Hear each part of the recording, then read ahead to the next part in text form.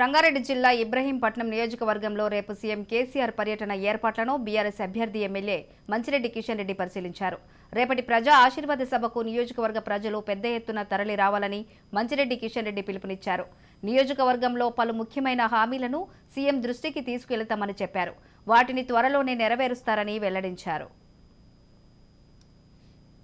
ఇక్కడ జరగబోయే కార్యక్రమాలు రేపు జరగబోయే కార్యక్రమాల్లో కూడా వారు స్పందించడం కూడా జరుగుతుంది. వారి అనుగ్రహంతో ఇప్పటి వరకు చాలా పెద్ద ఎత్తున కార్యక్రమాలు కూడా చేయడం జరిగింది.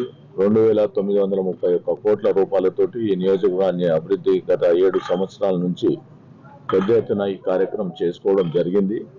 ఇంకా చేయాల్సినటువంటి ఉన్నాయి. అవన్నీ కూడా గౌరవ ముఖ్యమంత్రి గారికి విన్నవించుకోవడం కూడా జరిగింది. వారు కూడా మంచి స్పందన వ్యక్తం చేయడం జరిగింది. ఇబ్రాహీంపట్నానికి అన్ని విధాల సహకారం అందిస్తానని కూడా చెప్పడం జరిగింది.